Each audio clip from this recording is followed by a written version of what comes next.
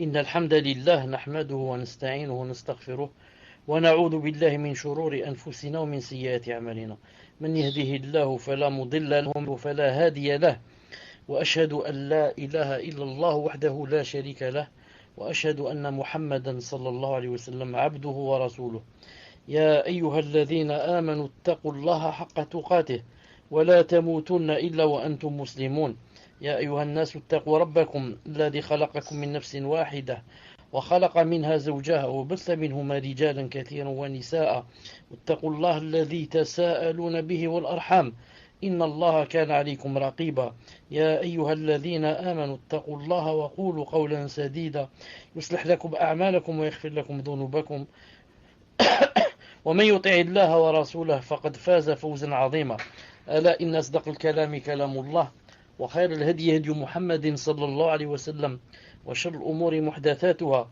وكل محدثة بدعة وكل بدعة ضلالة وكل ضلالة في النار. En cette soirée du samedi 9 Rabi' 1935 de l'Hégire, correspondant au 11 janvier 2014, bi'idhnillahi ta'ala, ce sera le 28e cours. Le 28e cours du livre Le dogme du monothéisme de Cheikh Fawzan, hafidahullah ta'ala. Le titre d'aujourd'hui, bi'idhnillahi ta'ala, sera le jugement propre à la vénération des statues, tamathil, et des mémoriaux nusub tadhkariya. Donc le titre c'est quoi? Le jugement propre à la vénération des statues, qu'on appelle en arabe tamathil, et des mémoriaux, qu'on appelle nusub tadhkariya. Cheikh Fawzan hafidahullah dit, le mot, il a dit en arabe, le mot tamathil est le pluriel de timthal. Naam. En arabe, le mot tamathil, c'est le pluriel de timthal, statue. Au singulier, on dit timthalun, une statue. Auquel on dit tamathil, des statues. Ça signifie, ce qui signifie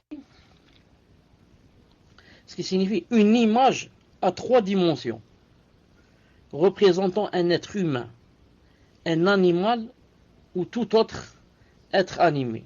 Je répète, ça signifie quoi? Timthal ou bien tamathil. Ça signifie une image à 3 dimensions, représentant un être humain, un animal ou tout autre être animé. Tout autre être animé. À l'origine, Cheikh Fawzan hafidahullah dit, à l'origine, le nusub consistait en un drapeau et des pierres auprès desquelles les associateurs immolaient des bêtes. Hein? Quand on dit nusub, c'est quoi à l'origine? Ça consistait en un drapeau et des pierres auprès desquelles les associateurs immolaient des bêtes. Et un nusub tadhkiriya, les mémoriaux, sont des statues élevées dans les places publiques à l'image d'un chef ou d'un personnage honorable pour célébrer sa mémoire. Ça existe non seulement dans les kuffar, mais dans beaucoup de pays musulmans. An-nusub tadhkiriya, les mémoriaux. Ce sont quoi? Ce sont des statues qu'on élève dans les publics à l'image d'un chef ou d'un personnage honorable pour célébrer sa mémoire et ne pas l'oublier. Il y a même dans certains pays musulmans, il y a où ça rentre dans le nusub tadhkiriya, il y a ce qu'on appelle la statue de, attendez, comment on appelle ça, Rajul Majhoul, un personnage inconnu, mais chaque année ils vont vers ce personnage, surtout s'il y a par exemple un président de la République qui vient par exemple qui est invité chez le pays, ils prennent là-bas, ils le prennent par exemple devant cette statue, même si c'est quelqu'un de pas connu, mais comme ça juste pour ne pas et ne pas oublier, commémorer sa mémoire, ils prennent là-bas une gerbe de fleurs par exemple, et ils vont là-bas célébrer. Le prophète alayhi salam dit, Cheikh Fawzan hafidahullah, a interdit de représenter tout ce qui possède une âme, notamment les grands personnages tels que les savants, les rois, les ascètes, les leaders et les présidents, que ce soit en les dessinant sur un tableau, une feuille ou un vêtement, ou comme de nos jours, par l'intermédiaire d'un appareil photographique, d'une sculpture ou par la construction de statues à leur image. Je répète, le prophète sallallahu alayhi wa sallam a interdit. Il y a des micro-coupures chez moi. Les autres, est-ce que vous avez des coupures? Les autres, est-ce que vous avez des coupures? Alhamdulillah, donc il n'y a pas. Le prophète alayhi salam a interdit de représenter ce qui possède âme, notamment les grands personnages. Bon, certains disent il y a, certains disent il n'y en a pas. Je sors, Inch'Allah ta'ala, et je reviens. Alhamdulillah. On va voir s'il y a des coupures. Et pour ceux qui croient qu'on a commencé en retard, en fait, on n'a pas commencé en retard. On a commencé, on leur voulu. Ensuite, ceux qui sont anciens avec moi savent que quand il y a un salon où il y a un homme de science avant moi, que je ne peux pas être au-dessus de lui et faire le même cours en même temps que lui. Ça rentre pas dans Adab al-Muslim. Vous savez ça. Et même je dis qu'on a commencé bi'idhnillahi ta'ala en même temps, en notre temps, parce qu'il avait continué, il avait terminé le cours bi'idhnillahi subhanahu wa ta'ala. Donc je reviens, je dis, Cheikh Fawzan hafidahullah dit, le prophète alayhi salam a interdit de représenter tout ce qui possède une âme, notamment les grands personnages, tels que les savants, les rois, les ascètes, les pieux, etc., les leaders et les présidents. Que ça soit, c'est interdit, que ça soit en les dessinant sur un tableau, une feuille, un mur ou un vêtement, ou, comme de nos jours, par l'intermédiaire d'un appareil photographique, une sculpture, ou par la construction de statues à leur image. Alhamdoulilah, le cours d'aujourd'hui, vous allez remarquer, il ne dépasse pas une demi-heure, bi'idhnillahi ta'ala, ou peut-être moins. Également, alayhi salam, interdit d'accrocher des images sur les murs et autres, ou des statues, dans les mémoriaux, parce que cela mène à quoi? À l'association à Allah Azza wa Jal. En effet, le premier culte d'association dans l'histoire fut instauré suite à la figuration et à la représentation d'images. Très important, je répète.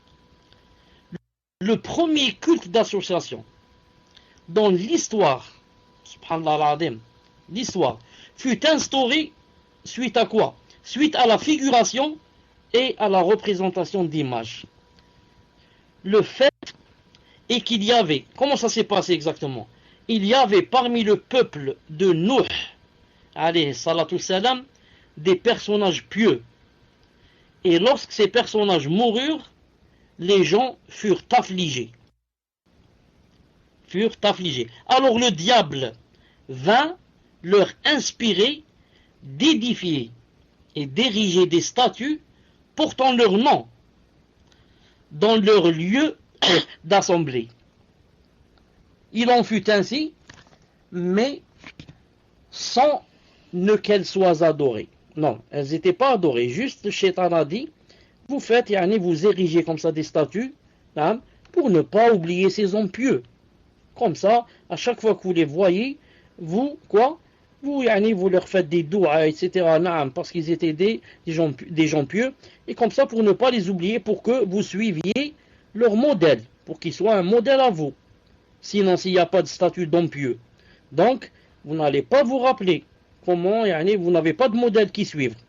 Mais comme ça, alhamdoulilah, vous avez des statues d'hommes pieux. À chaque fois que vous voyez ces statues, ça va quoi? Ça va vous inspirer de les suivre comme modèle et d'adorer Allah subhanahu wa ta'ala.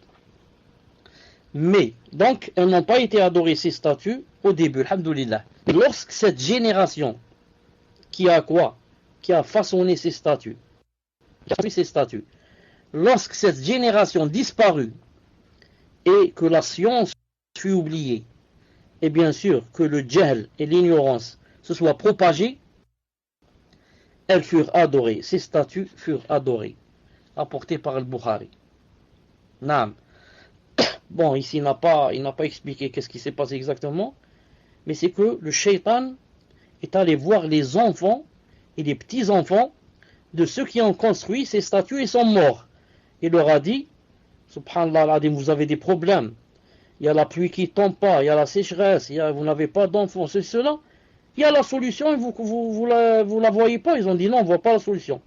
Il a dit, vous allez vers ces statues, chez elles, ces statues.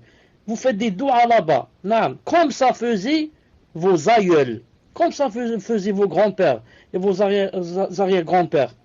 C'est comme ça qu'ils faisaient. Mais vous ne savez pas. Vous les avez négligés. Et il les a dupés. Il les a rusés. Cheikh Fawzan dit hafidallah.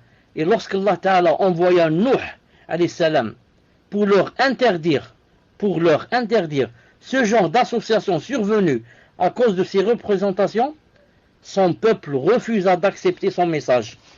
Et dans l'adoration de ces messages transformés en idoles. Donc vous remarquez avec moi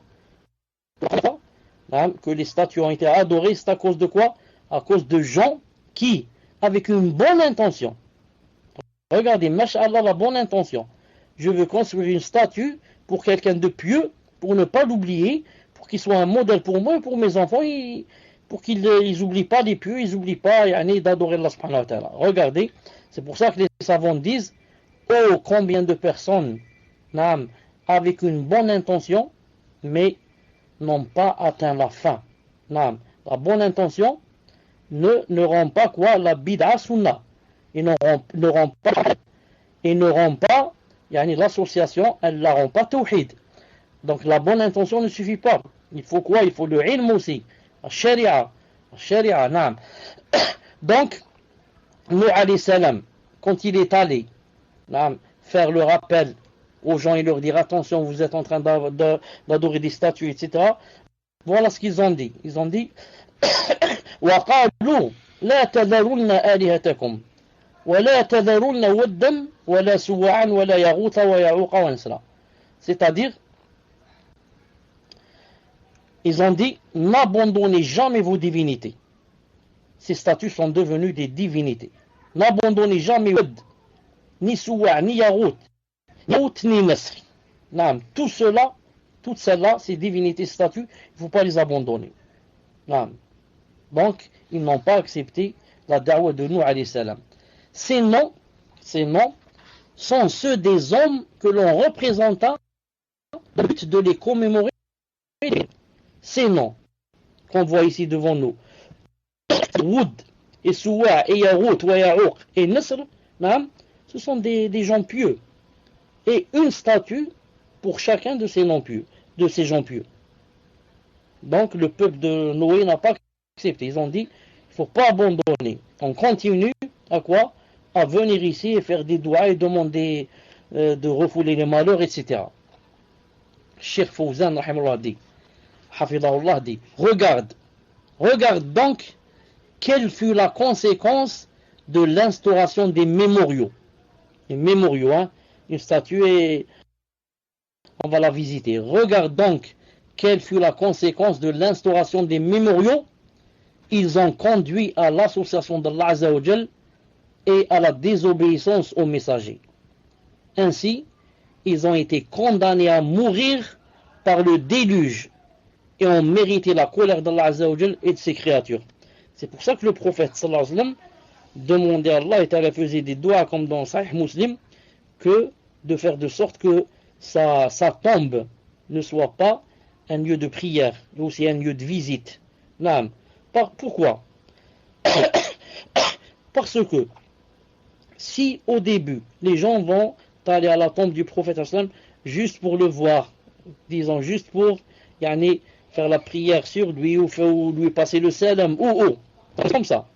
Ensuite vont venir des générations après, parce que chaque jour qui passe est plus mauvais que le jour précédent, comme dans le hadith authentique, que chaque jour qui va venir contient plus d'ignorance que le jour qui l'a précédé.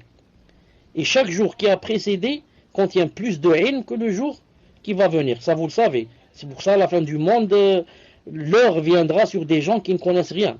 Tout juste, ils disent, on a entendu les gens dire La ilaha illallah ou bien Allah, Allah, on dit Allah, c'est tout. Ni salat, ni rien, ni rien.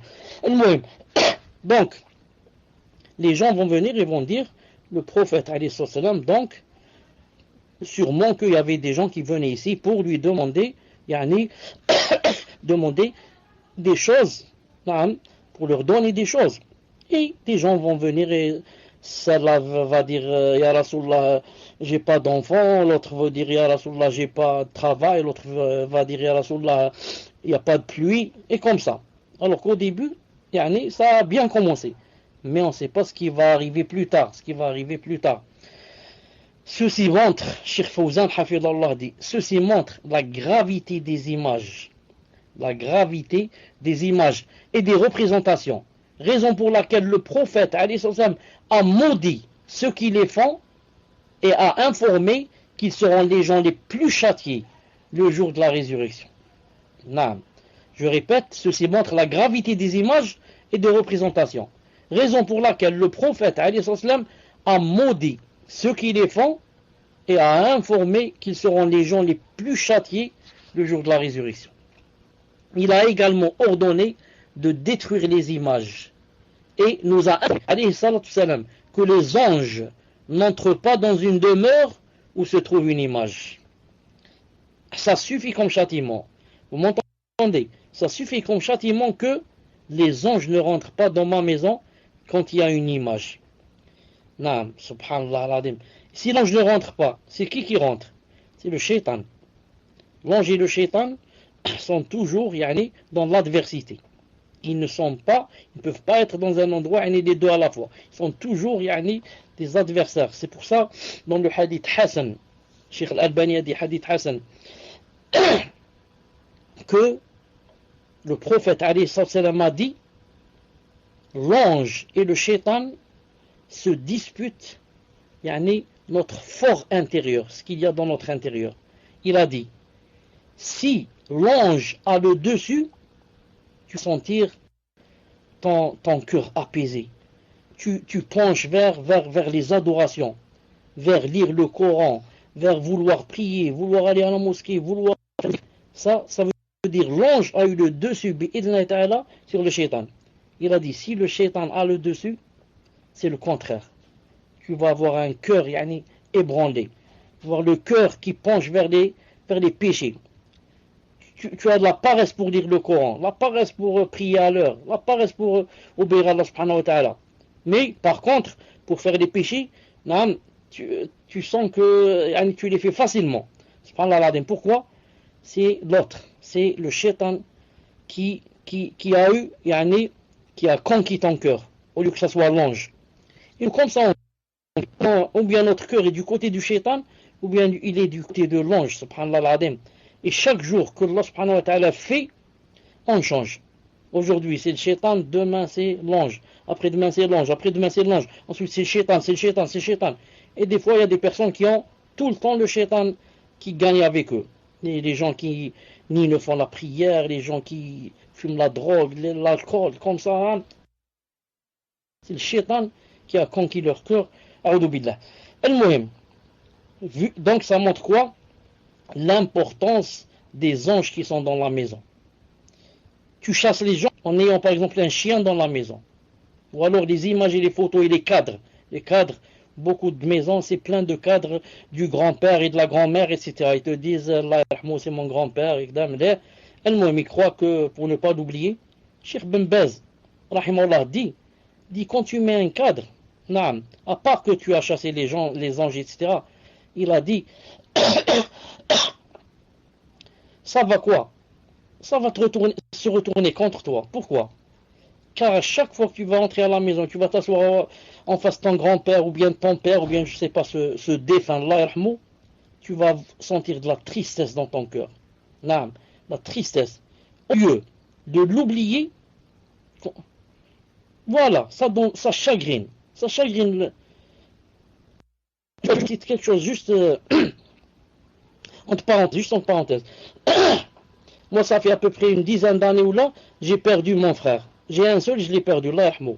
Il est mort, je ne sais pas comment il est mort, ni je l'ai revu.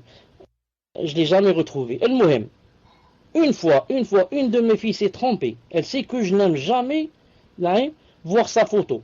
Non, une de mes filles, je ne sais pas comment elle a trouvé sa photo, elle croyait me faire plaisir. Elle m'a dit, eh bien, regarde, elle m'a rapproché. Moi, je savais qui.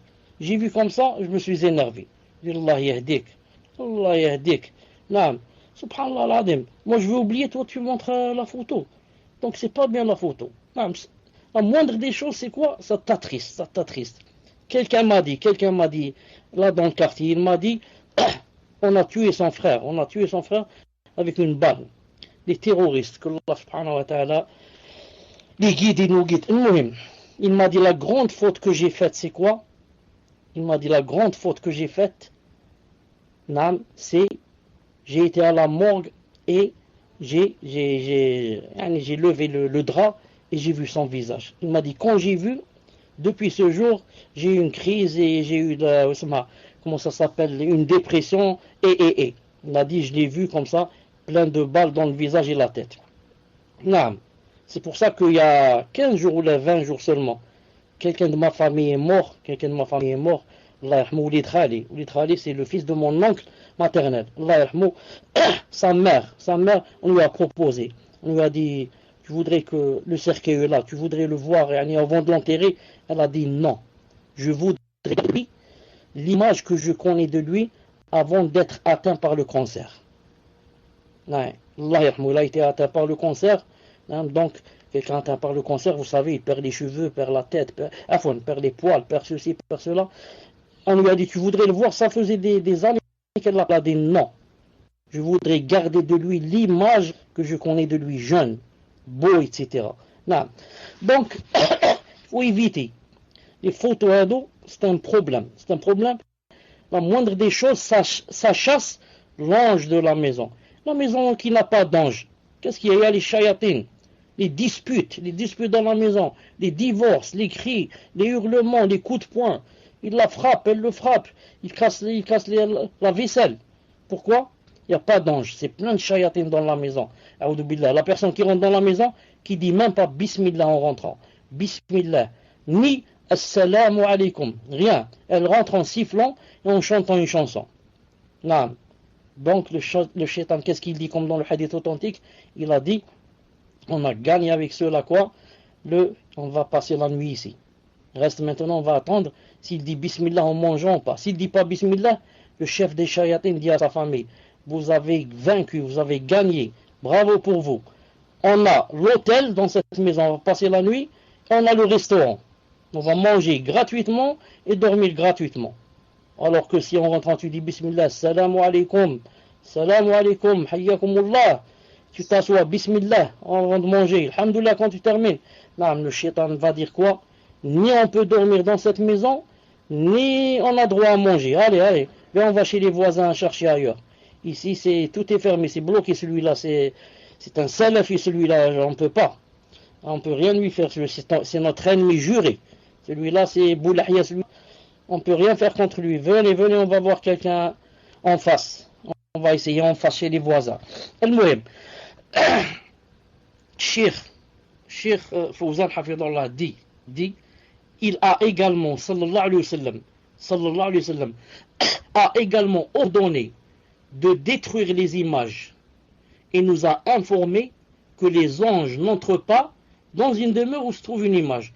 Tout cela à cause de leur effet néfaste et leur grave danger sur la conviction de la communauté. Car le premier culte d'association survint à cause de l'édification de représentation et nos tadkiriya et des mémoriaux. Il est donc formellement interdit d'édifier des représentations ou des statues dans les assemblées, sur les places publiques ou dans les parcs, car ceci est un moyen menant au polythéisme et à la corruption du dogme. Ensuite, il dit, et si les mécréants le font aujourd'hui, n'ayant nulle foi à préserver, il n'est cependant pas permis aux musulmans de les imiter et de participer à ce genre de pratique afin de garder intacte leur foi, qui est la source de leur force et de leur bonheur. Je répète le dernier paragraphe. Cheikh Fawzan Hafidullah dit, et si les mécréants le font aujourd'hui, ils érigent des statues et des mémoriaux. Pourquoi? N'ayant nulle foi à préserver. Non, eux ils vivent pour la dunya, ils ne vivent pas pour l'au-delà. Il n'est cependant, c'est pour ça que certains sétans ils disent, subhanallah, quand tu vas dans un pays de kuffar, tout est dans son, correct, tout est ceci, cela. Non, les lois, justement, pourquoi? Parce qu'il n'y a pas d'au-delà. Ils pensent seulement à cette vie. Donc ils voudraient la parfaire, la rendre parfaite au maximum. Comme a dit le hadith du prophète, Dunya, c'est la Jannah du kafir. Donc lui, il va faire de son pays un paradis. C'est pour ça que tout est propre, tout est joli, tout est bien peint, tout est... Non, parce qu'il vit seulement pour la dunya.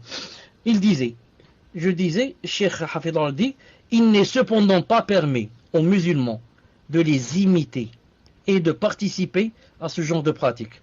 C'est dommage, hein, dans beaucoup de pays musulmans, ils érigent comme ça des statues et des mémoriaux. qu'Allah subhanahu wa ta'ala les guide. Pourquoi il a dit? Afin de garder intacte leur foi, qui est la source de leur force et de leur honneur. Taïb. Ici se termine le cours de Cheikh Fawzan, Hafidallah, d'après qui? D'après le traducteur qui a écrit le livre Le dogme du monothéisme. Subhanallah, mais moi, comme j'ai la source arabe et que je vérifie, la traduction est bonne et s'il manque des choses ou manque pas, s'il n'y a pas de censure, j'ai trouvé, subhanallah, qu'il y avait un paragraphe de 5 ou 6 lignes que ce traducteur n'a pas mis dans le livre. Pourquoi? Allahu alam. Et pourtant, il ne contient pas quelque chose de vraiment grave qui mérite la censure. Allahu alam. Regardez ce qu'il a sauté.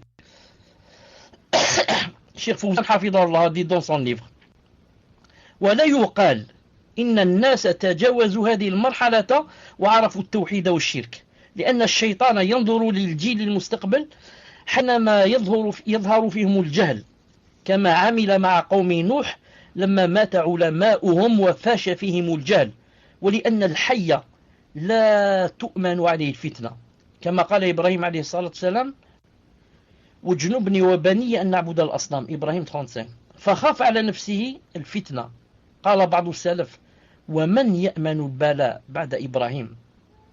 Donc tout ce paragraphe, subhanallah al-azim, il l'a sauté. Et pourquoi Donc j'ai essayé de le traduire. Le traduire en français, ça donne Cheikh Fawzan dit, et on ne dit pas, ou alors on ne doit pas dire que les gens ont dépassé ce stade et ont connu le tawhid et le shirk. C'est-à-dire que on peut maintenant construire faire des statues car les gens maintenant ont dit ce stade et c'est-à-dire ils vont pas tomber dans le shirk. Non, car le shaitan regarde les descendants qui vont venir, les enfants, la postérité. Et quand l'ignorance va venir, comme il a fait avec le peuple de Noé, lorsque l'ignorance se propagea.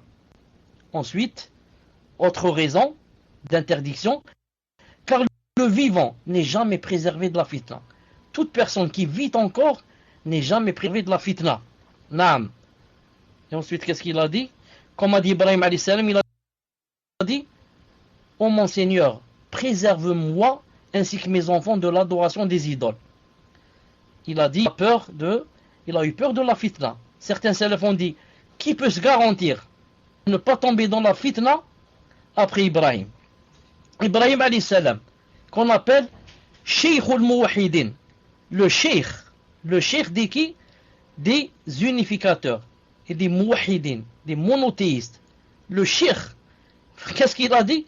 Il a dit, Ya Allah, préservez-moi et mes enfants de l'adoration des idoles. Et toi, tu n'as pas peur de la fitna? Naam. Donc, lui, alayhi salam, Ibrahim, alayhi salam, a demandé à Allah ta'ala de le préserver, lui et ses enfants, des idoles. Peut se garantir après Ibrahim, alayhi salam. Naam. C'est pour ça qu'il a dit qu'il a eu peur de la fitna et que toute personne, tant qu'elle vit, naam, n'a pas le droit de dire je me suis garanti la préservation de la fitna. Moi qui vous parle, vous, X, Y, toute personne, à part le prophète sallallahu alayhi wa sallam, naam, ne peut dire avant d'être morte que moi, classe, je me suis garanti le paradis. D'ici un quart d'heure, tu ne sais pas ce qui fait. D'ici un quart d'heure, tu ne sais pas ce qui peut t'arriver. Des gens, masha'Allah, vraiment masha'Allah, apparemment, en apostasie ou l'iyadu billah. En apostasie ou l'iyadu billah. Des gens, masha'Allah, qui faisaient donner des cours comme ça, dans le paltok ou dans autre chose, je ne sais pas. Des sœurs, masha'Allah, avec djilbab, masha'Allah, et les gants, ont fait la zina. Naam. Donc, tant que tu n'es pas mort, on t'a pas lavé, et on n'a pas fait la prière sur toi, naam, en tant que masha'Allah, et on t'a enterré, tu ne peux pas dire je suis préservé. Tu dois toujours, et en tout temps, ne pas t'arrêter de demander à Allah Ta'ala de te préserver, et de doter ton âme ravie de toi, en étant ravi de toi. Car d'ici demain, encore demain c'est loin, d'ici une demi-heure, tu ne sais pas ce qui peut arriver. Naam. Qu'est-ce qui va arriver? Allahu alam. Je peux laisser la salade, je peux boire l'alcool, je peux fumer la drogue, je peux faire la zina, je peux voler, je peux faire mille et une choses. Si Allah subhanahu wa ta'ala ne m'aide pas et n'éloigne pas de moi les shaykhs, ne les lie pas. Naam. Et si Allah subhanahu wa ta'ala ne les enchaîne pas et les laisse comme ça contre moi, ils vont faire ravage. C'est pour ça que quiconque qu'Allah n'aide pas et que la personne ne revient pas vers Allah pour lui demander secours et refuge, elle risque d'être quoi? D'être égarée d'un moment à l'autre. Qu'Allah subhanahu wa ta'ala nous préserve. Qu'Allah subhanahu wa ta'ala nous préserve. Qu'Allah subhanahu wa ta'ala nous préserve et nous fasse mourir sur la sunna du prophète sallallahu alayhi wa sallam. Qu'Allah ta'ala soit ravi de nous. سبحانك اللهم أشهد أن لا إله إلا أنت أستغفرك وأتوب إليك السلام عليكم ورحمة الله وبركاته. Wa alaykoum assalam wa rahmatullahi wa barakatuh, cher. Donc je venais juste de l'écrire que nous étions prêts. Donc première question d'une sœur. Salam alaykoum, cher. Ahsanallahu ilaykoum. Dans certaines écoles, dans des pays musulmans, on demande aux enfants de faire des dessins où l'on représente des âmes. Comment doit-on agir par rapport à cela? Wa jazakumullahu khairan. Tfadal, cher. Naam, Cheikh bin Rahimahullah a répondu à cette question. Il a dit quand quelqu'un, un élève, on lui demande de dessiner, par exemple une vache, dans le cours de sciences, par exemple sciences naturelles, une vache. Il a dit s'il peut, il ne dessine pas la tête. Car le prophète, alayhi salam, qu'est-ce qu'il a dit? Il a dit innama sura ras. Il a dit certes la photo c'est quoi? Ou l'image c'est la tête. Il a dit dans un autre hadith authentique, si tu enlèves la tête, c'est plus une image. C'est quoi? C'est devenu comme un tronc d'arbre. Non. Ensuite, il a dit même, c'est possible avant cela, de ne pas dessiner la tête, si c'est possible, de dessiner chaque, disons, de grouper, ou alors de diviser, plutôt pas grouper. Si c'est possible, par exemple, le ventre tout seul. Si c'est possible, par exemple, le buste tout seul de la personne ou de la vache ou là, et sans tête. Mais après, on lui a dit que c'était difficile et que c'était pas possible, etc. À la fin, il a dit, si jamais l'élève, on le force à ce qu'il dessine l'être humain ou la vache ou la complète, il a dit, c'est celui, comme ça il a dit, c'est celui qui l'a contraint qui aura des péchés. Alhamdulillah, moi, j'ai été très content quand j'ai trouvé cette fatwa de Cheikh Ibn Uthaymin rahimahullah. J'ai été très content. Ah, parce qu'on pose beaucoup cette question. Beaucoup d'élèves sont dans la contrainte. Il dit comment je fais? À cause de maintenant de dessiner une chose, donc je dois quitter l'école, comment je fais? On me force à dessiner. Il a dit Cheikh Ibn Uthaymin, celui qui te force à dessiner, toi essaye le maximum de ne pas dessiner la toute force. Il a dit alors, ce sera lui, Inch'Allah Ta'ala, qui aura les péchés. Tfadal. Question suivante, cher, question d'un frère. Hayakumullah, cher. Pouvez-vous nous expliquer la parole d'Allah Ta'ala dans un hadith Qudsi, l'orgueil est mon manteau. Est-ce que c'est un attribut divin exclusif et peut-on l'appeler par cet attribut? Barakallahu fikum. Tfadal, cher. Quand il a dit l'orgueil est mon manteau, maintenant j'essaie de me rappeler le mot en arabe, je trouve pas. Est-ce que quelqu'un peut me donner le mot en arabe? C'est pas le ghayra, ça? Qu'est-ce qu'il a dit exactement? Est-ce que quelqu'un peut me dire le mot en arabe? Tfadal, posez l'autre question le temps que, Inch'Allah Ta'ala, on me donne le mot en arabe. Tfadal. نعم الكبرياء ردائي جزاك الله خيرا. الكبرياء نعم ça fait partie des attributs d'Allah subhanahu wa ta'ala. نعم ça des attributs d'Allah subhanahu wa ta'ala. نعم تفضل. Ah, mes chers, donc dans la question, il demandait si c'était un attribut et si on pouvait l'appeler par cet attribut. Si nous pouvions appeler Allah par cet attribut. Tfadal, cher. Allah Ta'ala, on le décrit par ses attributs. On dit qu'il a l'attribut de Kibriya. Il a l'attribut de la Rahma. Il a l'attribut de Dhahik, du rire. Il a l'attribut de la colère. Les attributs, on décrit Allah avec. On ne l'appelle pas avec. Avec les noms. S'il a des noms, comme Al-Rahim, Al-Ghafour, Al-Wadoud, comme ça, des noms. Non. Sinon, quand c'est un attribut, parce que tout nom contient un attribut, pas le contraire. C'est pour ça qu'on ne peut pas yani, prendre d'un attribut.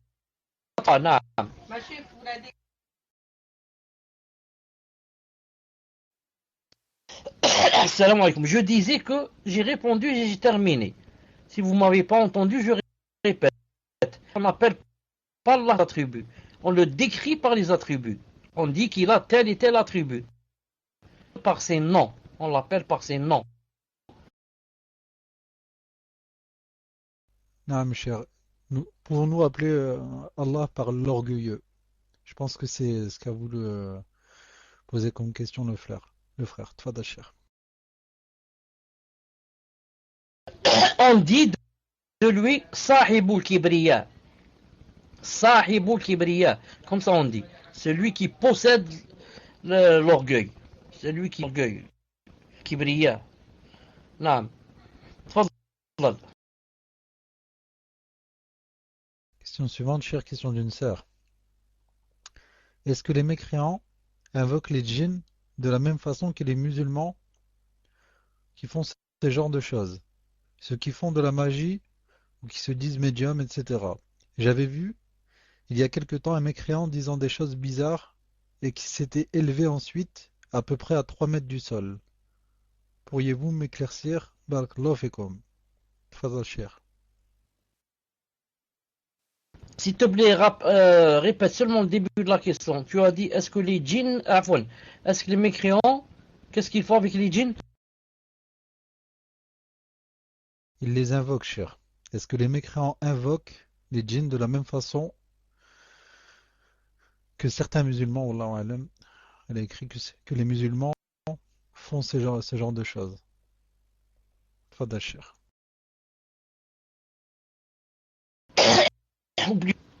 Le djinn ou shaitan. Celui qui est un musulman est un kafir. L'essentiel, c'est ce qu'il a fait. Il s'est prosterné devant lui.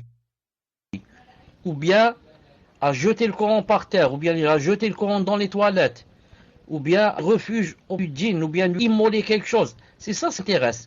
Qu'il soit croyant Yani celui qui a fait ça, ou kafir. Ensuite, le croyant en faisant cela, il sort de l'islam. Vous avez compris? Donc, euh, les- bon, il y a peut-être des moyens ou certaines choses que, par exemple, les kofars connaissent plus.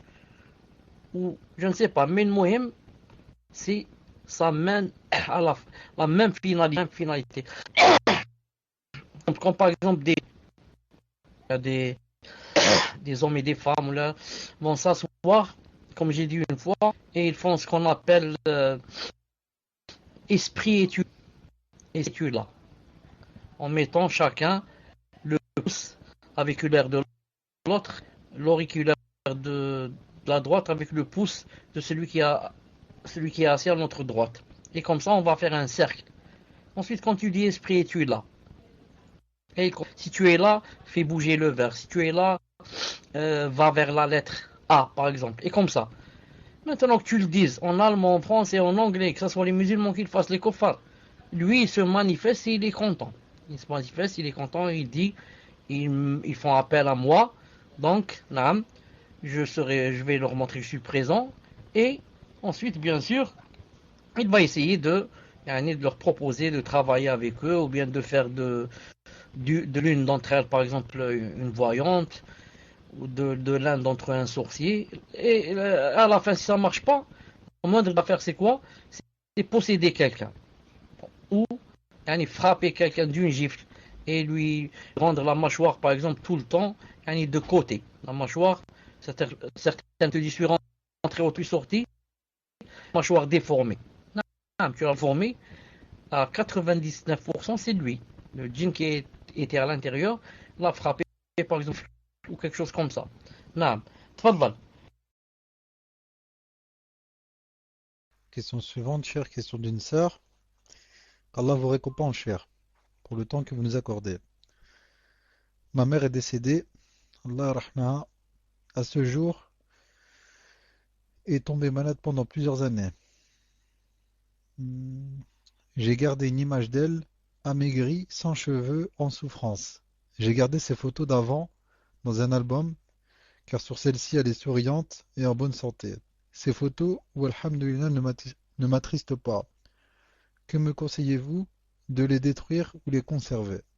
Tfadal Cheikh.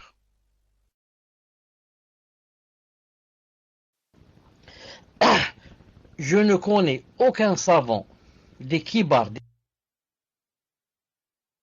des kibars qui sont vivants en Arabie Saoudite, mais de les garder. Voilà. Je te donne pas mon avis. Je te dis que je sais des savants. Je ne connais aucun des savants, des kibars, des grands, qu'ils soient morts, rahimahullah, ou vivants, qui ont dit que c'était bien de les garder. Mais tous ont dit que, yani, il fallait les détruire, bi'idnillahi ta'ala. Tfadal. Question suivante, question d'une sœur. Cher qu'Allah vous préserve, qu'est-ce qui est interdit dans l'image? Le visage entier, l'œil ouvert, les yeux fermés. Ça, je n'ai pas compris avec les yeux. Barakallahu fikum cher. Tfadal cher. Le prophète, alayhi salam, a dit, l'image c'est la tête. La tête, ce n'est plus une image. Comme ça, il a dit, en ce sens, alayhi salam.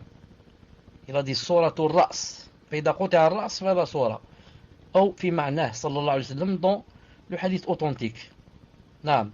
Donc comme j'ai dit tout à l'heure, s'il n'y a plus la tête, c'est-à-dire si on a une image quelque part, on a une image sur par exemple un cartable, et qu'on a enlevé la tête, il reste quoi? Il reste, comme a dit le prophète alayhi salam, comme un tronc d'arbre. Un tronc d'arbre. Vous avez compris?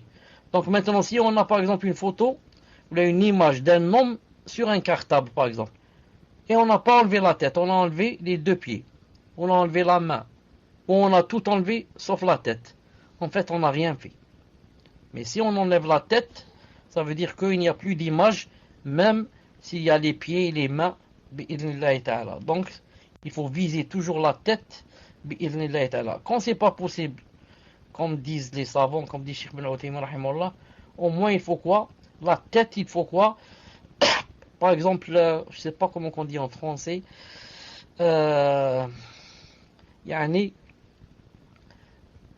c'est pas l'aplatir, de façon à ce que il n'y ait ni, يعني on gâche les yeux, le nez, فهمت, afin que ça devienne comme ça, comme quelque chose de plat, comme s'il n'y a plus. Par exemple, c'est dans la poupée, par exemple, la poupée. Non, pour que ça devienne plus une poupée, non, au moins le minimum serait d'enlever le visage, si on n'a pas enlevé la tête. Le visage, non. Ou alors si c'est une image, avec, non, en bas, sur le visage. Le visage, si on n'a pas pu, yani, enlever la tête, sinon on va faire par exemple un trou, on va faire un trou dans le cartable. Alors au moins, par exemple, on peut mettre quelque chose sur la tête, sur le visage, par exemple du scotch.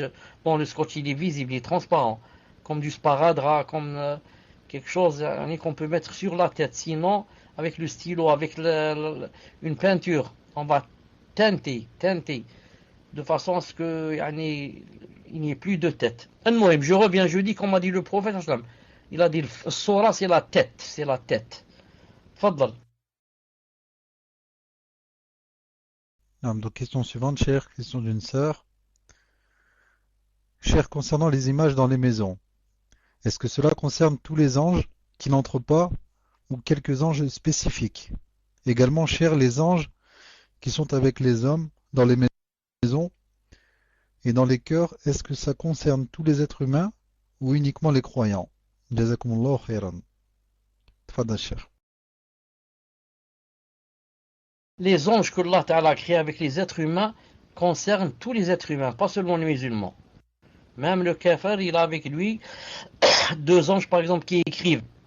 Même le kafir, l'ange vient si c'est une kafira, une femme, dans son utérus par exemple le 4e mois, pour écrire les 4 choses que vous connaissez tous. Et comme ça. Il n'y a pas, c'est-à-dire des anges spécifiques comme ça, qui sont tout le temps, par exemple, avec les musulmans, qui ne sont pas avec les kuffars. Certes, Allah Ta'ala envoie des anges, par exemple, pour aider les musulmans, par exemple. Pour aider les musulmans, comme dans Ghazwat Badr. Il descend des anges, spécialement avec les musulmans, contre les kuffars. Contre les kuffars. Sinon, les scribes, ceux qui écrivent à gauche de nous, ceux-là, ils sont avec les musulmans, avec les kuffars.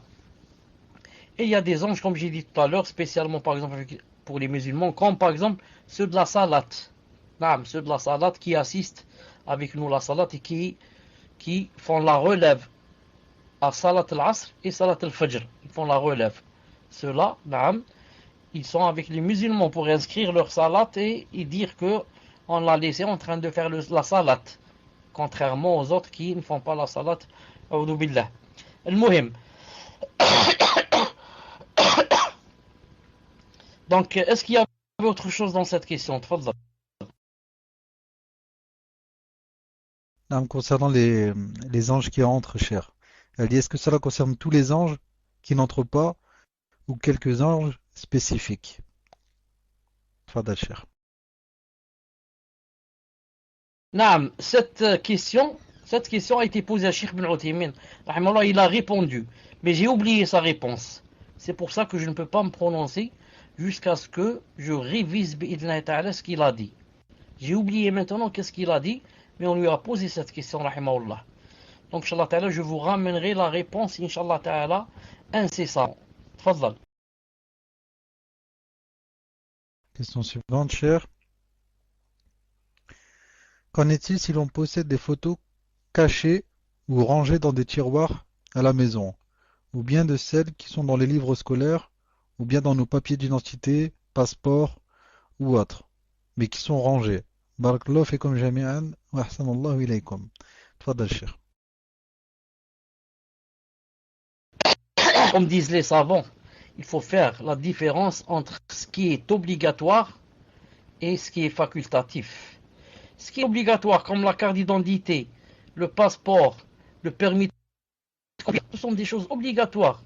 Tu ne peux pas dire je ne vais pas me photographier et donc je ne vais pas faire ma carte d'identité car tu peux avoir des problèmes avec l'État et peut-être aller en prison. Vous avez compris? Ça, ce sont des choses obligatoires, comme la carte d'identité par exemple. Ici, quelqu'un passe le permis, on va lui demander la photo. Et s'il veut le passeport, on va lui demander la photo.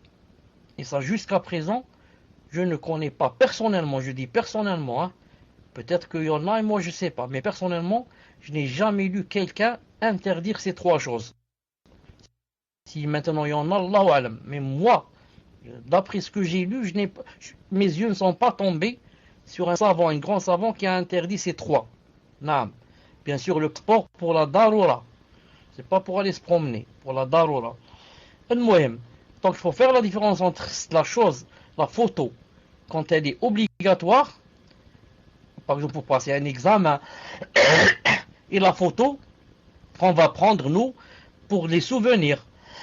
La photo, je ne sais pas, avec la famille, la photo dans la forêt. Il y a une grande différence entre les deux. Et j'ai lu que même, comment il s'appelle avec le livre où on met les photos, l'album. J'ai lu que l'album, quand il est dans le... Comment ça s'appelle, il est dans le tiroir. Il est fermé, il est dans le tiroir. Que malgré cela, Cheikh Ibn Uthaymin a dit que ça ne permet pas aux anges d'entrer. Subhanallah al-Azim. Parce que la photo, quand elle est dans le tiroir, elle est dans l'album, elle est toujours là, elle est dans la maison. Tu crois que l'album, ça empêche les anges de la voir? Qu'elle est à la... Non. Tfadal. Question suivante. Cheikh Hafizakumullah et Amin pour vos doigts. Ma question, Inch'Allah, une sœur va se marier avec un frère d'Algérie. Cheikh Allahumma barak, et la sœur a accepté ce frère déjà pour sa aqida et aussi parce qu'il habite en Algérie. La condition pour la sœur est que ce frère ne veut pas venir en France, mais il reste en Algérie. Donc cette sœur, est-ce qu'elle aura la récompense d'une muhajira? Sa niya est-elle bonne ou fait-elle partie de l'exemple que le prophète sallallahu alayhi wa sallam a dit dans le hadith Al-amal bin niyya. Barakallahu fikum, cher. Pardonnez-moi si cette question est hors aqida. Elle rentre, Inch'Allah. Fait partie de la aqida. Tfadal, cher. Muslim, est-ce que tu as dit qu'elle allait faire hijra? Est-ce que tu as dit ça? En fait, cher, la condition pour que la sœur se marie avec ce frère, c'est qu'elle doit partir habiter en Algérie. Donc cette sœur, elle dit si elle accepte cette condition, est-ce qu'elle sera donc considérée comme une personne qui aura fait la hijra, ou alors elle sera récompensée uniquement par rapport au fait qu'elle se soit mariée avec ce frère et donc par conséquent, de force, elle serait partie en Algérie, sans pour autant avoir la récompense d'une hijra. Elle voudrait savoir comment sera comptabilisée son action. Tfadal, cher. Ça, j'ai bien compris sa question. Et, comme vous savez que la niya joue un grand rôle, un très très très grand rôle. D'ailleurs, les actes dépendent de la niya. Les actes dépendent de la niya. Au point où. Si par exemple, je vais remplir un verre de vin, je vais le poser dans un endroit et me dire, par exemple, je vais dormir un peu, ou là, je vais aller dans notre chambre, ramener quelque chose, et je vais venir boire mon verre de vin. Entre-temps, par exemple, c'est un exemple. Par exemple, ma femme l'a jeté et a mis du lait à l'intérieur. Et moi, je ne savais pas. Je suis revenu, j'ai pris le verre croyant que c'était un verre de vin et j'ai bu. Ensuite, j'ai dit, c'est du lait. Qu'est-ce que j'ai bu? J'ai bu du lait. Mais chez Allah Ta'ala, qu'est-ce que j'ai bu? J'ai bu du vin. Subhanallah l'adem. Alors que j'ai bu du lait, j'ai pas bu du vin. Oui, mais Tania, c'était quoi? Tu croyais que c'était du vin et voulais boire du vin. Il voulait boire du vin. Et si ta femme n'avait pas changé ce qu'il y avait à l'intérieur, tu aurais bu le vin. Al-a'mal bin niyat. Regardez, par exemple, certains font cette chose. Par exemple, je vois quelqu'un qui est nécessiteux. Je lui donne, par exemple, 50 euros. Voilà, comme celui qui veut faire la zina, il ne trouve pas comment faire. Ou alors, il avait rendez-vous avec une femme pour la rendez-vous, il ne la trouve pas. Il revient, comme on dit, bredouille. Oui, mais chez Allah Ta'ala, il a quoi? Il a le ithme de la niya. Il a le ithme, le péché de la niya de faire la zina. C'est comme dans le hadith authentique, la personne qui a dit quoi? Ah, si j'avais comme avait telle personne, si j'avais de l'argent comme à telle personne, j'aurais fait comme elle. Le prophète a dit, ils ont le même ajr. Donc quoi? Il a dit de la niya. Afwan, ajr, le wiz de la niya, le péché de la niya. Et le contraire, celui qui a dit j'avais de l'argent, je ferais comme X, c'est-à-dire dans le bien, construire des mosquées, etc. Il a aussi quoi? Le ajr de la niya. El-Muhim, quelqu'un va donner, jeudi, il trouve quelqu'un qui nécessite, il lui donne 50 euros par exemple. Ensuite, juste après l'avoir quitté, il marche un peu, il dit Subhanallah, j'avais oublié que je devais sortir 50 euros de la zakat. Car j'ai de l'argent à la maison, j'ai compté, j'ai trouvé que il fallait sortir 50 euros. Subhanallah, j'ai oublié et j'ai pas sorti. Et il vient de donner 50 euros, ça fait 1 minute à un nécessiteux. Mais avec la niya, c'était juste l'aider. Il va dire, Aya, je vais changer maintenant de niya, je vais dire que les 50 euros que j'ai donnés, c'est pour la zakat. Alors que ça fait seulement quelques minutes ou la 1 minute qu'il a donné. Qu'est-ce qu'on va lui dire? On va lui dire Innama al-a'mal bin niyat. Et dans un hadith authentique, bin niya, wahda, au singulier. Donc, toi, quand tu as donné, tu n'as pas donné 50 euros avec la niya de la zakat, mais pour l'aider. Maintenant, c'est trop tard pour toi. Tu dois refaire sortir 50 euros pour la zakat. 50 euros. Maintenant, si, on va inverser la chose. J'ai vu un nécessiteux. J'ai dit, je vais lui donner 50 euros pour l'aider. Juste quand je fais sortir l'argent de ma poche, et je me prépare à aller lui donner, je me rappelle. Je dis, ah, attention. J'ai 50 euros de la zakat. Donc, qu'est-ce que je fais? J'arrête, je lui donne pas. Je change de niya maintenant. Je donne pas fi sabilillah. Yani, comme ça, pour le visage d'Allah, mais je donne pour la zakat. J'ai changé de niya, maintenant ça compte. Ce n'est plus comme ça en général fi sabilillah, mais c'est spécialement pour la zakat. Donc, regardez comment j'ai vite changé de niya. Regardez une autre chose qui rentre dans la niya très importante. Imaginez que j'ai jeûné aujourd'hui. C'est un jeudi par exemple, j'ai jeûné. Ou là que nous sommes pendant le ramadan. Ensuite, je suis en voyage. Ça, en voyage, la personne, ça lui est permis de manger, vous savez. Ensuite, il rattrape. Je dis à quelqu'un, nous sommes en voiture, je lui dis, arrête-toi, dans le prochain restaurant, on va manger. C'est-à-dire, pour rattraper après. On arrête dans le restaurant, on rentre, il nous dit, tout est terminé. Voilà, on vient de débarrasser la table, il n'y a plus rien à manger. Qu'est-ce qui se passe ici? Il se passe ici que je dois rattraper un jour. Pourquoi? Je me suis arrêté avec la niya de manger. Naam. Cheikh Ben Uthaymin dit, rahimahullah, si tu veux échapper à cette chose, voilà comment tu dois faire. Comment tu dois faire? Tu dis au chauffeur Adek, au lieu de lui dire arrête dans le restaurant, on va manger, tu lui dis écoute, arrête au prochain restaurant, on va manger si c'est possible. Sinon, on maintient le siyam. Maintenant, quand tu arrêtes dans le restaurant, il te dit il n'y a plus rien à manger, tu dis d'accord, je suis jeûneur, je continue mon jeûne.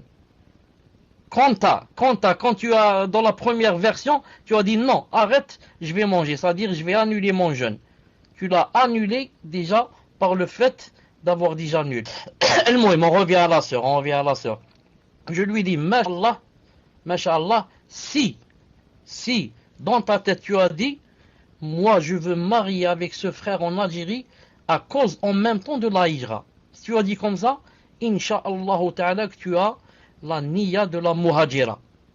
Mais si tu n'as pas pensé du tout à ça, tu as dit moi je vais me marier à cause de l'Algérie, c'est bien, les pays arabes, c'est mieux là-bas qu'ici, et tu n'as pas pensé à la hijra, Bien sûr, la personne ne peut pas avoir la niya de la hijra si elle n'y a pas pensé. Bi'idhnillahi ta'ala. Non, cher, on m'a envoyé un PV et je vous lis ce que m'a écrit la sœur. Elle me dit il y a un DVD qui s'appelle Conseil à la jeunesse musulmane, si je ne me trompe pas, de Cheikh Al-Uthaymin rahimahullah, où il répond à des questions posées par des scouts. Un jeune lui pose une question sur la photographie, sur son interdiction. Il répondit que cela n'est pas une représentation, que même un aveugle ne peut pas dessiner, mais peut appuyer sur un bouton pour prendre une photo. Allahu ta'ala a'lam. C'est Cheikh Al-Uthaymin, cher. Tfadal, cher. C'est-à-dire que, d'après ce que je comprends, que la photo est permise, n'est-ce pas? Dis-moi si c'est ça. Non, en fait, ce que veut dire la personne, si Cher a répondu ainsi, c'est que la photo, en fait, c'est une représentation exacte, en fait, de la personne. C'est-à-dire, c'est pas quelque chose qu'on a inventé. Et qu'un aveugle, même un aveugle peut appuyer sur un bouton et capter, en fait, mémoriser cette image. Allahu alam. Chauffe, Cheikh Ben Uthaymin rahimahullah. Parmi les grands savants d'Arabie Saoudite, c'est lui le seul qui dit quand il divise la photo, quand il divise l'image en 4 ou 5 groupes. Il y a pour le souvenir, il y a pour la contrainte, comme j'ai dit tout à l'heure, il y a pour ceci, il y a pour cela. En 5 groupes, il divise. Ensuite, quand il arrive à la photo, comme le fait de prendre une photo avec l'appareil photo, il hésite. C'est-à-dire, il dit là, d'un côté, c'est toujours une photo, donc c'est haram. De l'autre côté, je n'ai rien dessiné. J'ai juste appuyé sur un bouton et ça a fait sortir la même chose que Allah Ta'ala a créé. Moi, je n'ai rien fait. Il a dit donc je reste comme ça au milieu. Comme ça, il dit j'hésite entre prendre le côté du haram ou le côté du mubah. Il a dit je reste comme ça au milieu. Ensuite, il dit mais si c'est, comme ça il dit, mais si c'est pour des photos de souvenirs, etc., il dit ça c'est haram, il faut s'en éloigner. Comme ça il dit. Il dit si c'est pour les souvenirs, etc., il faut s'en éloigner. Sans dire que Cheikh Al-Albani rahimahullah dit si maintenant tu dessines pas avec ta main, tu dis parce que dessiner avec ma main c'est haram. As-tu oublié que tu as un bouton avec ta main? As-tu oublié que en photographiant, tu as appuyé sur le bouton avec ta main? Il a dit, Cheikh Al-Albani, il dit c'est la même chose. Comme là, tu as dessiné, là tu as appuyé avec ta main sur le bouton. Il a dit c'est la même chose. Wallahu ta'ala, moi qu'est-ce que je dis de préférence la personne s'éloigne des photos autant qu'elle puisse. Quand je dis des photos d'êtres humains, je ne parle pas de photographier un livre ou photographier un cartable ou un lustre ou je ne sais pas quoi, une maison, une voiture. Non, je parle de photographier un être humain. Si la personne peut s'en éloigner, qu'elle s'en éloigne autant qu'elle puisse. Comme ça, Inch'Allah Ta'ala, elle n'aura pas de problème. Yom al-Qiyamah, si c'est halal, elle aura délaissé le halal. Si c'est haram, elle dira Alhamdulillah, je ne l'ai pas fait. Naam. Tfadlal. Cher, concernant la question qui a été posée juste avant, avec la hijra en Algérie, la sœur dit qu'à la base, elle avait la niya de faire la hijra. Et Allah a fait que un frère se présente à elle pour se marier, qui se trouve en Algérie. Elle dit que comme à la base, elle avait donc la niya de faire la hijra, est-ce que si elle accepte le mariage, donc si elle se marie avec ce frère, est-ce que ça sera donc comptabilisé comme une hijra ou alors, il faut qu'elle ait la double intention, c'est-à-dire de se marier avec ce frère et de faire la hijra. Non, je ne sais pas si c'est clair pour vous, cher. Fadal, cher. Pour le mariage, elle n'a pas besoin d'avoir d'intention. Car si elle se marie, elle se marie. Elle se marie pas, elle se marie pas. J'ai pas besoin d'intention. Elle, pour la hijra, elle a besoin d'intention. Et elle, elle dit qu'elle avait déjà l'intention à la base. Donc Allah Ta'ala, maintenant, l'a aidé en lui choisissant quelqu'un qui, en se mariant avec lui, elle ferait la hijra. Donc c'est une ni'ma d'Allah subhanahu wa ta'ala. Donc alhamdoulilah, elle a toujours dans le cœur que c'est ce qu'elle cherchait, c'est ce qu'elle attendait. Alhamdoulilah, c'est venu comme ni'ma d'Allah subhanahu wa ta'ala. Donc il faut pas qu'elle laisse le shaitan jouer sur les waswas et dire donc moi si je me marie, ça va pas me compter comme hijra. Non, tu avais à la base que, alhamdoulilah, tu voulais quitter le pays. Et Allah ta'ala t'a envoyé quelqu'un de là-bas, remercie-le beaucoup, subhanahu wa ta'ala. Naam, tfadlal. Je vais vous dire qu'il reste seulement une ou deux questions, tfadlal. Ah, mes chers, donc comme vous me dites ça, je vais accorder la question d'une sœur. Donc son tour arrivé d'ici 2 questions, mais je vais lire rapidement sa question. Cette sœur a 11 ans, cher, et c'est l'une de vos élèves. Elle assiste à vos cours. Et Inch'Allah, si d'autres frères et sœurs ont des enfants qui auront la capacité de comprendre ce que le cher dit, invitez-les avec vous, mettez-les à côté de vous pour qu'ils écoutent le cher. Donc la sœur dit, euh, enfin, je reviens dessus. Je fais avec ma sœur des vidéos. Parfois on se filme. Est-ce permis, Barakallahu fikum? Est-ce que vous pouvez me répéter pourquoi nous n'avons pas le droit de faire des photos en sachant que je les laisse dans mon appareil? Barakallahu. Tfadal, cher. Wa alaykoum salam wa rahmatullahi wa barakatuh, cher. Naam, la question, cher, c'était, je vous disais que c'était la question d'une sœur de 11 ans qui est l'une de vos élèves qui assiste à vos cours. Et j'avais indiqué aux frères et sœurs qui sont présents que s'ils avaient des enfants qui avaient l'âge de comprendre, comme cette sœur, Allah barak, de les inviter, de les garder auprès d'eux pour qu'ils vous écoutent, cher. Donc la sœur dit, je fais avec ma sœur des vidéos parfois. Donc on se filme. Est-ce permis, barakallahu fikum? Et est-ce que vous pouvez me répéter pourquoi nous n'avons pas le droit de faire des photos en sachant que je les laisse dans mon appareil? Barakallahu fikum, cher. Tfadal, cher. Allah يبارك pour cette sœur et puisse Allah subhanahu wa ta'ala yani, euh, faire de sorte qu'elle devienne un savant. Comme ça, elle fera profiter de sa science aux sœurs, bi'idhnillah subhanahu wa ta'ala. Naam. Euh, Puisse Allah subhanahu wa ta'ala guider nos enfants et les aider, surtout avec les moments difficiles qu'on vit et les fitna qu'il y a. Les fitna qu'il y a, subhanallah al-azim. Des fitna yani, comme la nuit, comme l'obscurité de la nuit, comme a dit le prophète sallallahu alayhi wa sallam. C'est pour cela que d'un côté je dis c'est une grande ni'ma alhamdoulilah que vous là-bas dans un pays de kufr et que vous teniez comme ça en votre religion, c'est une ni'ma d'Allah subhanahu wa ta'ala pour ceux et celles d'entre vous qui n'ont pas pu encore faire la hijra, comparé à ceux qui vivent dans des pays musulmans et qui passent leur temps dans la désobéissance d'Allah subhanahu wa ta'ala. Alors que vous, dans un pays où c'est vraiment difficile de se retenir, alhamdoulilah, vous êtes en train d'apprendre le din, en train de faire des efforts, en train d'écouter, de lire, d'assister aux savants, masha'Allah. Quand je dis aux savants, je veux dire quand vous écoutez les cours de Cheikh Fawzan et Cheikh Utaymin et Cheikh Rahimahumullah, tout ça c'est une ni'ma, qu'Allah Azza wa Jal vous veut le bien, bi'idhnillah ta'ala. Ensuite, rappelez-vous que plus c'est difficile d'adorer Allah subhanahu wa ta'ala, plus les récompenses sont grandes.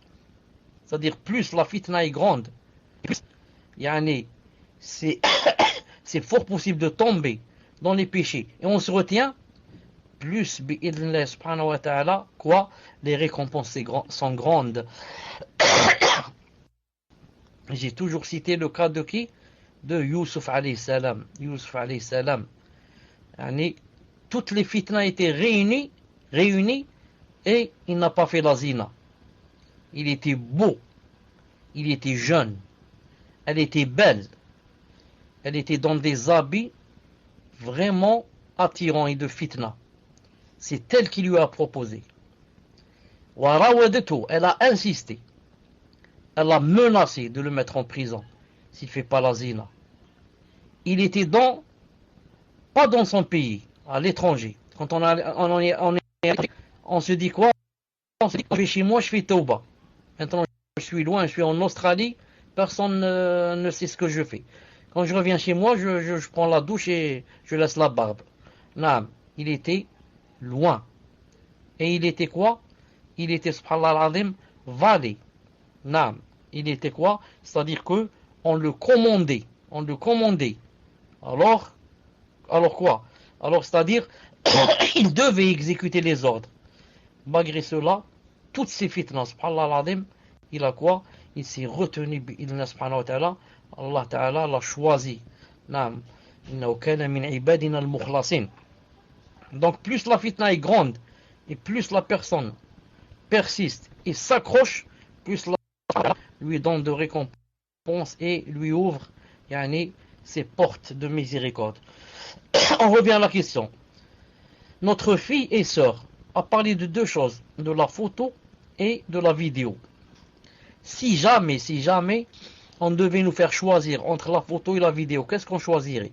On choisirait la vidéo. C'est moins grave que la photo. Non. Même vous allez dire la vidéo, ce sont des photos qui bougent. Non, mais c'est beaucoup plus proche de la réalité que la photo, comme ça disent les savants. Mais si on devait choisir, on choisirait la vidéo. Mais malgré cela, la personne, si elle peut, elle évite bi'idhnillah ta'ala pour sortir du doute. Je disais, quand la personne évite, alhamdulillah, comme a dit le prophète, délaisse ce dont tu doutes pour ceux dont tu ne doutes pas. Et comme il a dit que celui qui tourne autour du haram, il risque d'y tomber. Celui qui tourne autour du haram, il risque d'y tomber. Moi, l'alcool c'est interdit, ça? L'alcool est interdit. Maintenant, moi, je vais m'asseoir dans un bar et je vais prendre un jus. Je risque quoi? Je risque de prendre une bière. Je vais tenir 1 heure, 2 heures, 3 heures. Après, je dis quoi? Je prends une bière et je recommence à nouveau. Déjà, j'ai plein de péchés. À quoi ça sert maintenant de faire l'hypocrite? Allez, je termine aujourd'hui et demain, on va voir ce qui se passe. Mais si j'étais si j'étais pas rentré dans le bar, si j'étais parti m'asseoir dans un jardin, loin, ou alors à la mosquée, j'aurais évité, alhamdoulilah, j'aurais pas pris cette bière-là. Alhamdoulilah. Maintenant, c'est la même chose. Maintenant, pour la vidéo, à quoi ça me sert moi d'aller de me filmer ou filmer ma soeur ou ma mère ou je ne sais pas quoi. Si je peux éviter, j'évite. Maintenant, si c'est pour filmer, il n'y a aucun problème. Non. Voilà ce que je dis, bi'idhnillah ta'ala. Et pour la photo, comme j'ai dit, le doute ou plutôt le pourcentage de tahrim, que c'est haram, est beaucoup plus grand. Et beaucoup plus grand, bi'idhnillah ta'ala. Donc celui qui peut éviter, qui l'évite, Inch'Allah ta'ala, ce ne sera qu'un bien pour lui. Ce ne sera qu'un bien pour lui. Les savants ont dit, maintenant pour la vidéo, ils ont dit, si c'est en direct, comme la télé, par exemple, je vois Cheikh Fawzan à la télé en train de faire un cours. Ils ont dit, il n'y a pas de problème. Et ils ont dit, même si c'est en différé, comme la vidéo de Cheikh Fawzan, ils ont dit, si c'est aussi pour le din, pour la da'wa, pour naam, ils ont dit, malish. Mais si c'est maintenant pour autre chose, il vaut mieux éviter, bi'idhnillah ta'ala. Pose, Inch'Allah ta'ala, la dernière question, car je dois quitter, bi'idhnillah ta'ala. Tfadlal.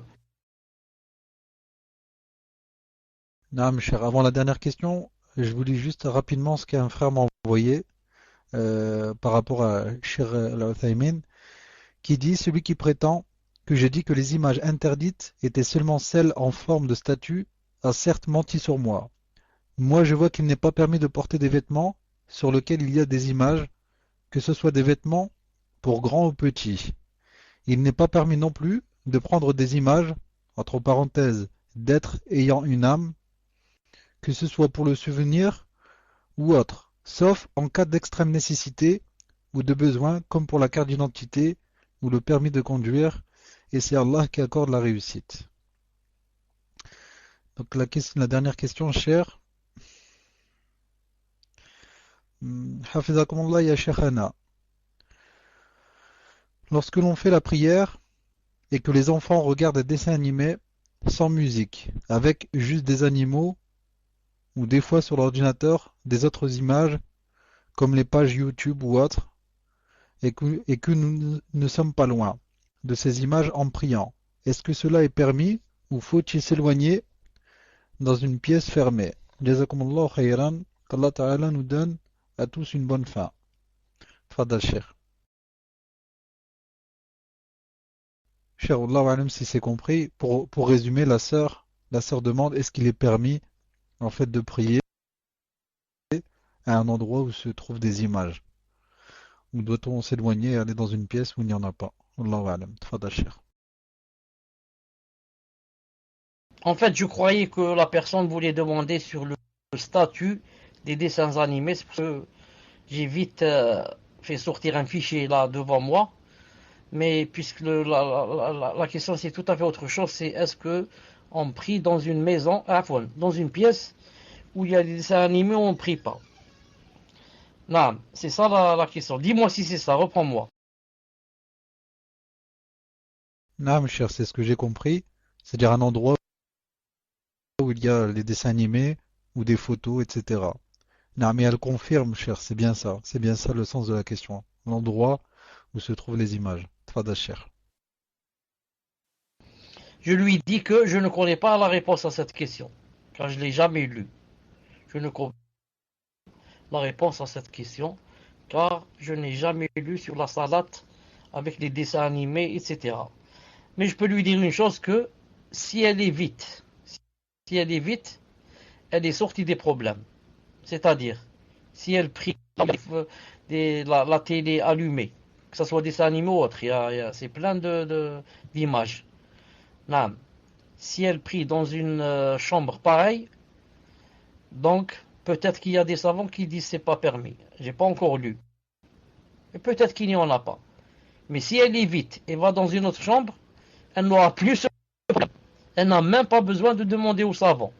Parce qu'elle n'est pas dans une chambre où il y a la télé allumée. Non. Wallahu ta'ala a'lam. Si j'ai quelque chose, Inch'Allah ta'ala, je vous le dirai. Bi'idhnillahi ta'ala. On s'arrête ici. Je dois partir. Subhanakallahumma bihamdik. Shahadu an la ilaha illa ant. Astaghfiruka wa atubu ilayk. Assalamu alaikum wa rahmatullahi wa barakatuh.